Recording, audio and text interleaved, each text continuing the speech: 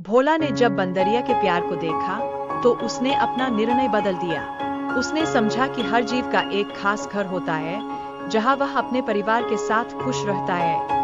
लेकिन कलुआ, जो एक शैतान था, भोला की चेतावनी को अनसुना करके पेड़ काटने लगा।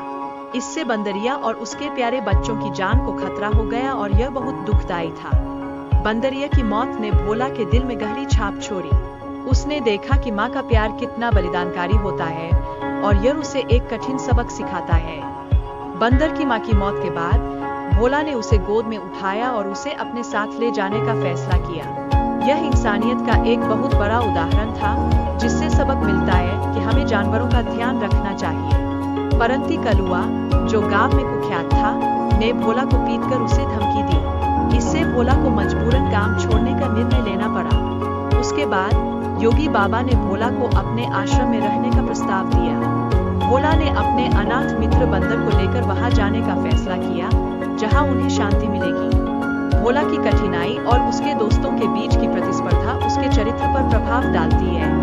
यह उसके आत्मसम्मान और गुरु के प्रति उसकी भावना को दर्शाता है।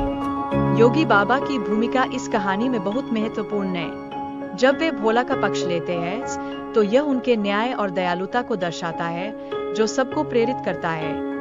लेकिन आश्रम का माहौल राजा और महारानी की प्रतिष्ठा पर लगे आरोपों से प्रभावित हुआ। इससे सामाजिक मान्यताओं और विश्वासों पर सवाल उठने लगे। मानिक ने जलन के कारण चोरी की थी और भोला पर इल्जाम लगा दिया। यह घटना सही और गलत के बीच संघर्ष को दिखाती है, जो सभी को सोचने पर मजबूर करती है। राजा ने भोला को बंदर के साथ गुप्तचर बनाने का प्रस्ताव दिया।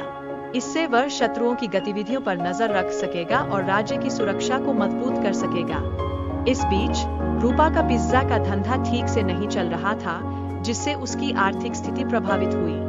यह दर्शाता है कि व्यवसाय में कठिनाइयां अक्सर आती है। भारती की शादी को लेकर असहमति और उसके माता-पिता की चिंता उसके भविष्य के प्रति महत्वपूर्ण है। इससे उसकी व्यक्तिगत चुनौतियां उजागर होती है।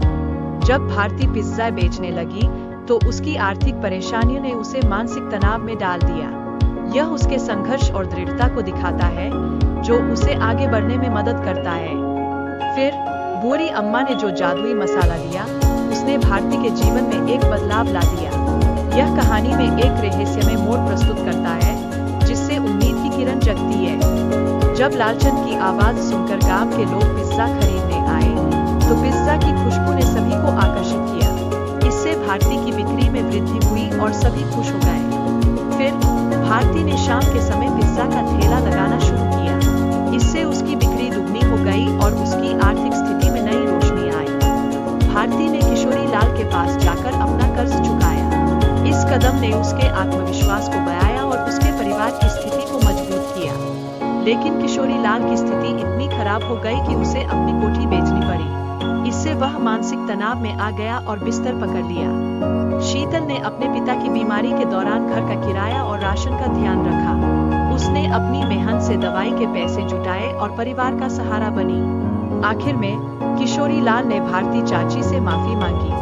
उनके सहयोग से उनका परिवार बुरे वक्त में संभल पाया। शीतल ने भारती के साथ मिलकर जीवन में सुधार लाने का प्रयास किया।